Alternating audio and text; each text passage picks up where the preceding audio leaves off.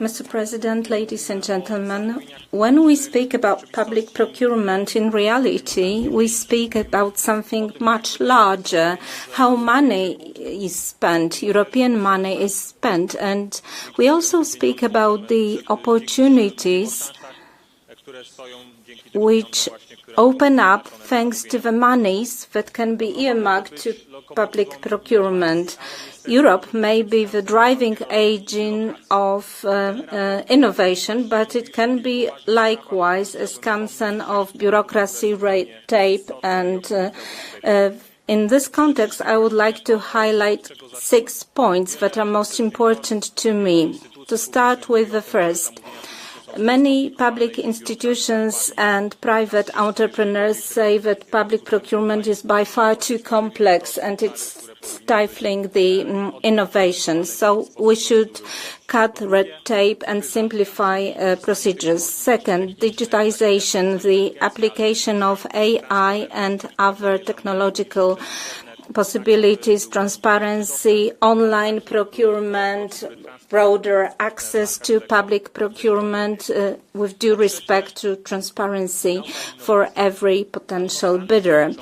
Three, science and innovation. Equally, the United States, China and Korea invest billions into innovation. Also, Europe must employ public funds to invest in knowledge, but to this end, we need to simplify procedures and allow public institutions to take on the risk that is inherent to innovation so that public officials who go for public procurement in innovation and development are not scared by the prospect of being brought before courts. That's why we think that innovation should be more easily available to the academia, to researchers.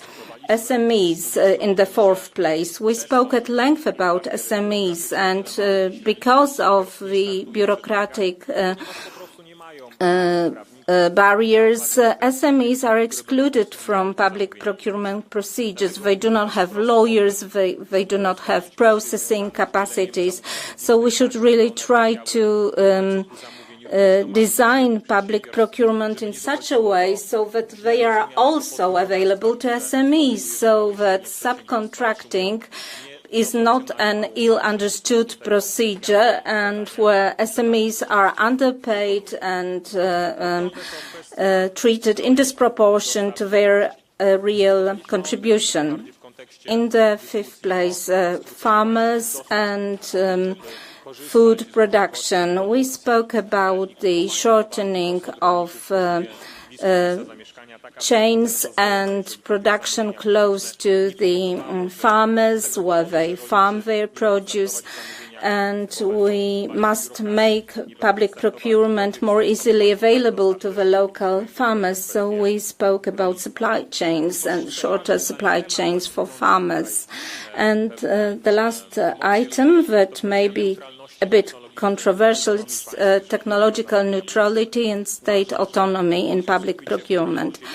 We focused in our report on the simplification effort to highlight what is possible, but to give also leeway to the member states and public institutions so that they can decide where they apply public procurement. So autonomy is also an important aspect in my report. I do hope that on the basis of this report, the European Commission will be able to come up with appropriate solutions, and we will discuss the topic once those solutions have been presented to us. Thank you very much.